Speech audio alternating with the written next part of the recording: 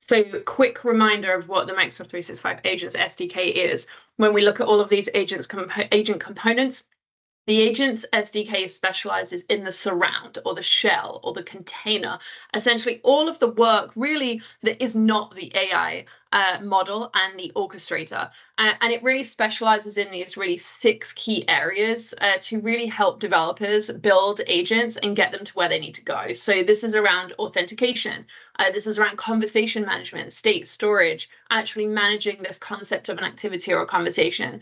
Channel adapters, like I said, get the agent where it's essentially got to be consumed, especially when we're talking about conversational agents, right? Which actual client is it going to live in? How is it going to surface in that client, etc. We have upcoming tool support around A2A and MCP as well. And one of the pieces that you will all be very interested in, which is that client extensibility that Matt and I talk about, which is really the ability to start with the Agents SDK and pull in other client-specific SDKs, like the Teams AI library, for example. And so we're working hard on that to making sure that we are really having a really great experience on both sides. You get all the flexibility of the Agents SDK, but you still get all of the client-rich experiences that those SDKs provide as well, and of course, specialize in.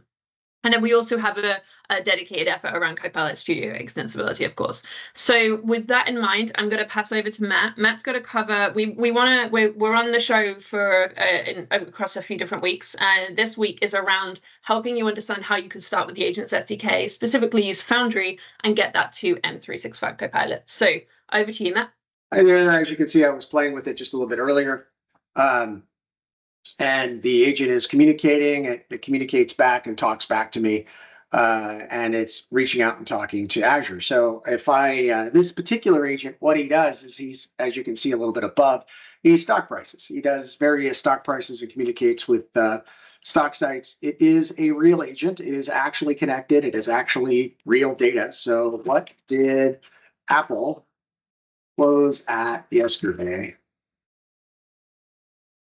And I can actually ask it questions and it will communicate and roll back and forth. And it gives you a nice little progress experience as it's working through that. And it comes back and it tells me, hey, Apple closed yesterday at 2:38, blah, blah, blah, on September 8th. Now that's cool, but I can also do that. Let's take my little team sharing thing and get out of the way. I can also do that from here. So I can pop over here and I can say, what did Microsoft close at yesterday? Okay, so same basic experience. We ask a question, it starts processing information back, gives us some status information, some progress data about what's going on. And then as Azure's off doing its work in AI Foundry, it starts streaming that contact back, saying, hey, look, it closed at 498 yesterday.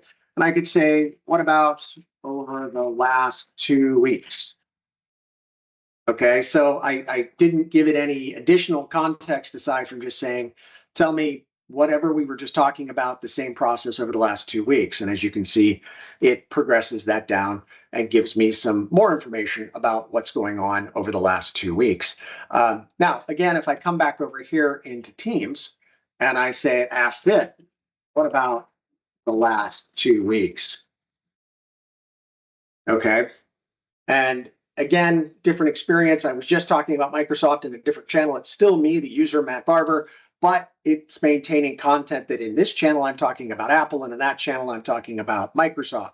And I can even ask that. What did I just ask you? And it'll come back and say, all right, you asked me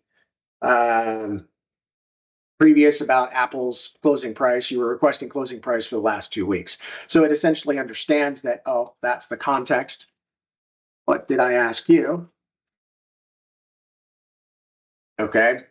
And again, comes back and it's going to understand that I've got 2 things going on. So in this case, you asked me these 2 things. It's formatted a little differently because it is the AI services answering these questions. And of course, you know how they can be a little variable in the way they respond unless you're very specific about what you tell about how you tell them you want them to respond. So in this case, we're just saying respond with Markdown. All right, so that's cool. How do we do that? So let's minimize this and let's stop this code. As you can see, the code has been here, sitting here running. I can expand this up so you can see the output view. You can see a bunch of traffic going on. Of course, we also have our wonderful console dump. So if you guys have actually deployed this to an ASP.NET or app services or container, you can see what the console is emitting. But let's actually see what this thing is doing and how that's working. So let's stop it. So there's a couple of things going on here. First off, let's just talk about what's in the program and what the setup of the program is. And actually, I don't need that anymore. We moved that out. There we go. So in this case, this is a web application builder. It's set up as an ASP or an HTTP host. In this case, it's using web application builder. It's standing up an HTTP client, and we're using semantic kernel as the infrastructure to manage some of the brokering. We're adding in this thing right here, ASP.NET authentication. And that ASP.NET authentication is our token validator. So this allows us to make sure that we're receiving traffic from only the people that we want to receive traffic from and rejecting pretty much everybody else. Then we add our agent application options, which is the configuration for the Agent SDK experience. Now, the configuration for an Agent SDK can be done via app config, app settings, as you see over here, or it can be done in code.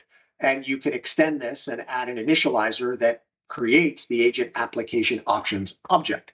If you float your mouse over it, it gives you the quick link to where this is, and then you can drill through that. As far as what's actually in there, the agent applications object is how we control things like, should we emit a typing process, or should we clean up mentions? Should we normalize mentions? Because there's a couple of different ways mentions appear within messages that come to us. And then we have this section here called user authorization. Now, you're probably mentally thinking that, oh, Matt, you just set up a service connection, a service principal connection to communicate with Azure. I did not. I'm actually using my user identity to do that. You didn't see me log in because it's SSO. It's automatically logging in. It doesn't have to be SSO, but it is the choice that I particularly made with this particular agent. And to do that, what I do is I add a user authorization section in the Agent SDK. I add a handler. In this case, I'm calling that handler AI Foundry, and I'm pointing it at the ABS OAuth profile that we're going to use. And I'm telling it which OBO connection name is associated with this. So we're essentially creating an exchangeable token, which is what Teams and Copilot BizChat do. And we are exchanging it in the Agent SDK for the particular connection or the particular permission that we want to use. Down here, since I'm running this in a dev mode, I'm using client secret, although we fully support managed identity, federated credentials, client certificates, and whatnot. That's just a bit more difficult to do on a dev workstation. But in this case, we're running it as client secret. And this is our authentication profile. You'll notice that there's two of them. There is the ability to have multiple authentication profiles within the Agent SDK, all of which are accessible through an object we have called iConnections. So if I want to create a service connection or service principal to communicate to one endpoint versus another endpoint, I don't have to go write a bunch of MSAL code to do that. I can just define the spec here. And again, I can push this in through environment variables in my deployment if I wanted to as well. A little bit further down, we have a map. Our connection map, the Agent SDK supports multiple heads concurrently running within it, and it supports the ability to act as a relay between two endpoints. However, it's expecting that it has to authenticate to those two endpoints. Therefore, we provide the ability to map a service URL or an audience to a particular connection, which means that when we communicate back, based on what this URL is, or what replacing it, the audience of the connection is, we will pick the appropriate service connection, appropriate connection here to create an access token to communicate to that resource. Okay, so this lets us switch between, like, I'm talking to tenant A or talking to tenant B, and I need to change that dynamically on the fly. Again, this can be coded in programmatically. In this case, it's just in app settings. And then we have the AI services. Of course, we're communicating to Foundry, and we have our Foundry project endpoint, which is my endpoint in Foundry, and I have the agent ID. Now, it's interesting here in that you don't see anything beyond this, which means that if I've got multiple agents in the same project, the only variable is actually the agent ID, and I can communicate with different agents between them if I choose to do so. So we initialize all that through the program. We stand up an endpoint. This is our standard API message endpoint where we're receiving activity protocol of requests. Activity protocol is the Microsoft way of communicating between clients and agents and agents and agents and agents to clients. It is a capability that we've invested a tremendous amount of time, energy, and effort into over the last couple of years. And then here you see that I've got two other capabilities. This is just something I was developing in this particular example and using this as a shell to work up, which is proactive sending of conversations based on poking this endpoint. And if we have time, I'll show that. This all boils down to invoking this thing right here. This is our agent application. So our agent application is a class that derives from agent application. It accepts, in this case, the agent options. That's the base thing that we need. In this case, we're also bringing through configurations and connections.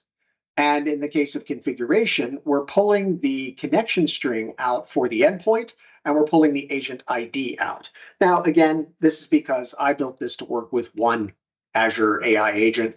I could just propagate the connections object through and let the message handler deal with it based on the context of the requested message.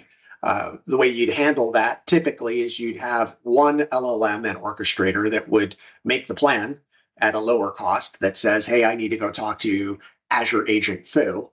And then you'd pull the particular Azure agent configuration and connect to it in real time. And I'll show you how that's done here in a minute. We have a conversation handler. This is essentially dealing with conversation updates. So somebody joined the conversation, somebody left the conversation, some state of the conversation changed. A conversation in the Agent SDK world is equivalent to a thread.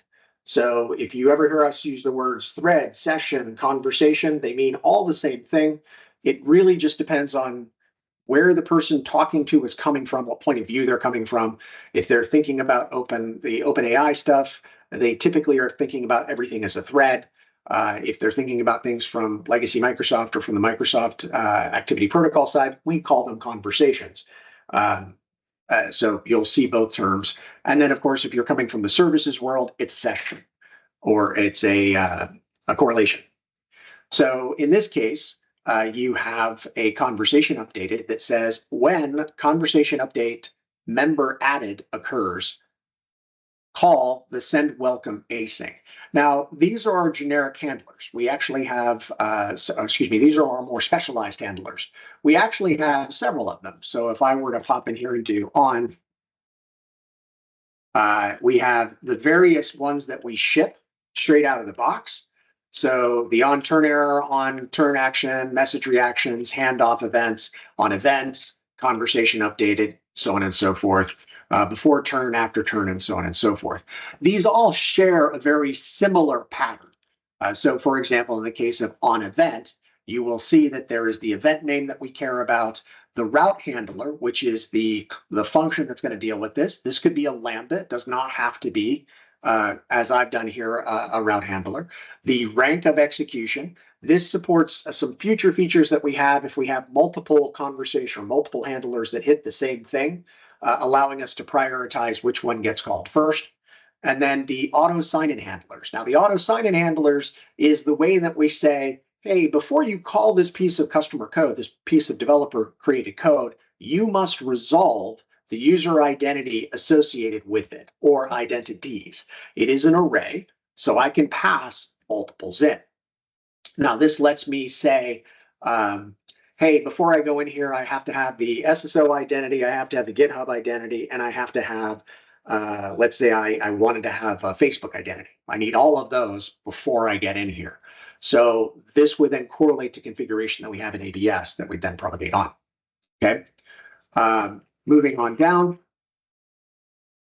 On message, this is our sign out, our clear cache. We'll talk about the clear cache in just a minute. And then our on activity. So in this case, we're saying on any message activity, any message at all, I want you to call this send to message to Azure agent. And I want the AI Foundry sign-in handler, which we talked about a moment ago, to be resolved before sending it to this method, because I don't want to break my code in the middle. So if we come down here and we see this send message to agent to Azure, we have a little console write out, and then we have this interesting thing here called streaming response. So the way that the UI builds up the progressive code component, the progressive display, that is the function of streaming response. And this allows us to do status updates. It also allows us to queue text and write text in and write citations in and things of that nature in real time versus waiting for the whole thing to finish and at the end sending the complete response. The idea is that you're telling the customer, the developer, the user, the consumer that work is happening as it progresses through, and they're not left there saying, what is this thing doing? So again, that's the function of the streaming response system. Here we're establishing the persistent agent client. Now this is an Azure AI Foundry capability where we're setting up the connection for the client in specific. In this case, we're taking the connection string in and we're wrapping up our user authorization subsystem with a token wrapper header. And this is something that we did initially. We didn't want to carry an Agent SDK, the dependency on Azure Core, because it is a rather expansive dependency tree. I think, but it forces us to do things like this, where we essentially have to wrap up the Azure our agent component with a token credential, Azure Core token credential class, and write essentially a wrapper to deal with that.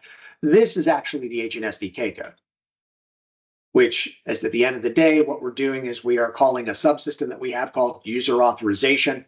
We're exchanging the current turn token, which is inexchangeable, for a specific scope, and we've asked it to use a specific handler name.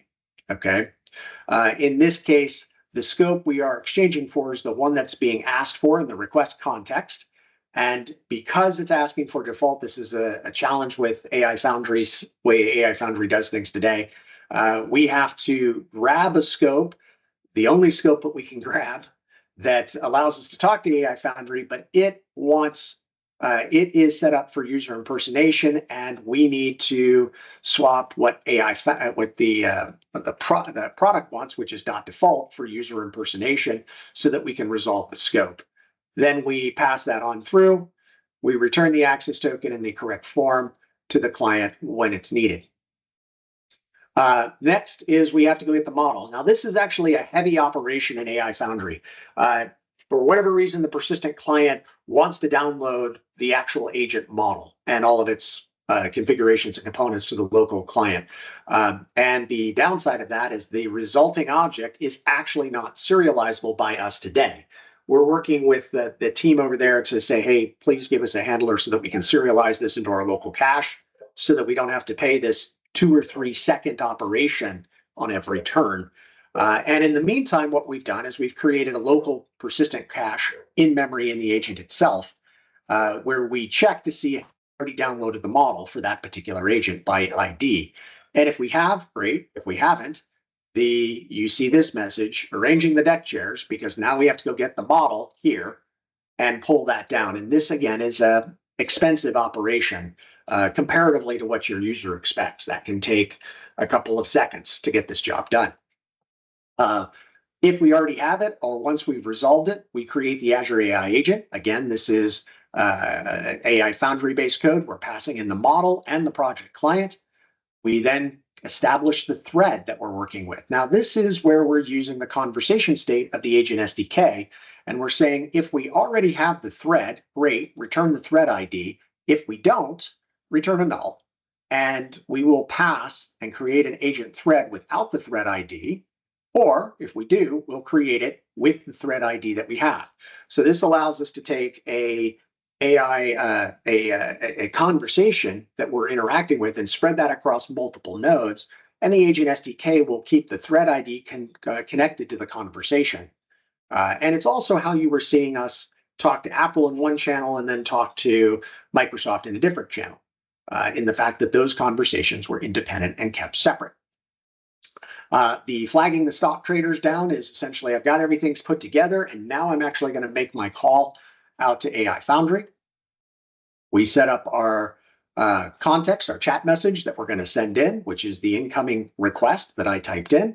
And then we use the AI Foundry's capability for a streaming chat message, invoke streaming async, and then we stream the response back and manage the chunking of that on our end. So now AI Foundry is streaming that information back almost a character at a time. It's ridiculously granular as far as it comes back, and most upstream clients cannot deal with that level of stream. So inside the streaming response, we deal with that by creating a buffer. We queue up a certain amount of text and we send it back. And there's some dials that allow us to control, or allow you to control, how much buffer we generate before we ship it, or how long we wait between buffer events. So once the request is finished, we queue the thread ID back up, because if we didn't have one, we don't have one until it returns the first time. And once we have that, we queue that up against the conversation and we carry on. And then we close up the stream on the response out. At the end of the day, this is what allows us to communicate all the way through to Azure. From a configuration point of view, just showing you the other side of that, I'll actually show you two other things and run you through that. How did we make the streaming work? In the case of how did we make the user identity work? This is the Azure Bot Service registration. Now, Azure Bot Service is a routing and agent registration feature set that Microsoft provides. The version that you see, Azure Bot, in the Azure Bot Service is the public version of that. We actually have several internal versions. So if you ever use Copilot Studio or use dev.teams.microsoft.com, you're actually using the same system. It's just got a different face on it. This is the lowest level version of it. So here, this is your messaging endpoint. In this case, I'm routing all that traffic to my workstation using a Microsoft dev tunnel. So I've created a persistent dev tunnel that I reuse between a couple of different agents. I have my general application identity that I've created that I've associated with. This is the app identity that if you recall back at the app config, this is what bot service is going to create an access token for and what it expects to be communicated with when I'm communicating back to Azure Bot Service. The tenant ID that's associated with it, and then I have my SSO registration. My SSO registration is a service provider that allows us to see, come on, work with me here, that allows us to see the various identity configurations that we have set up and configured. So, of course, everything's being slow for me today. Just a moment. And now let's try it here. There we go. Go on, finish loading. All right, so it's being a bit slow for me today. I'll go ahead and come through the add a setting and see if it shows it up. We have service connections for lots of different identities that exist out in the system. So we have support for GitHub, Facebook, general OAuth capabilities, and others. So I'll move on past that. And then we have the ability, when you're building and testing these things, you can come right here to test in web chat and actually communicate directly from the Azure Bot Service here in web chat and communicate back. And it looks like actually in general, there's something going on right now. This is usually very, very responsive. The other aspect of this is the manifest file that we send up to the that we publish into the agent registration inside Teams. So this can be projected into the dev.teams.microsoft.com site, or it can be projected through the Microsoft admin system and registered into the environment, which then allows us to show up inside Teams and inside Copilot. In Teams and inside M365 Copilot. So again, those of you that are familiar, you have your bot identifier or your agent identifier here. You have your bot ID with the appropriate scopes that you're showing out. In this case, there's a set of command lists that we propagated and showed here. And then we also have this section here, which needs to be there to communicate with Copilot Studio, with the M365 Copilot. Okay. Now, scrolling on down, to make SSO work, these two sections are critical. The valid domains has to have the domain list for where tokens are going to get validated, and then the web application info needs to have the app ID that's being used for the exchange and its exchange URL. So this is the expose an API feature of an Entra ID that allows us to do an exchange. Okay, wrap all this up. You ship this up into the Entra experience, into the dev.teams.microsoft.com experience, and you get back to what I demonstrated a moment ago, which is your working agent with communications flowing through Azure Bot Service, all the way down to your agent here on my desktop. Once I project this back out into, like, let's say I were to actually go and deploy this, I would come back here to configuration and I would change my messaging endpoint to point to my production release endpoint. And that's critical. The thing to keep in mind is that inside your manifest, your Office manifest, this ID here and this ID here and here always have to be the same. That ID is the ID that is used to look up in the bot registration infrastructure, Azure Bot Service, this URL, so that the Teams infrastructure and the Copilot infrastructure understand where to send your traffic. That's one of the key things that a lot of people miss when they're setting this up, and it is a lot of problem that creates some concern sometimes. But that ID, this ID is what actually holds that all together.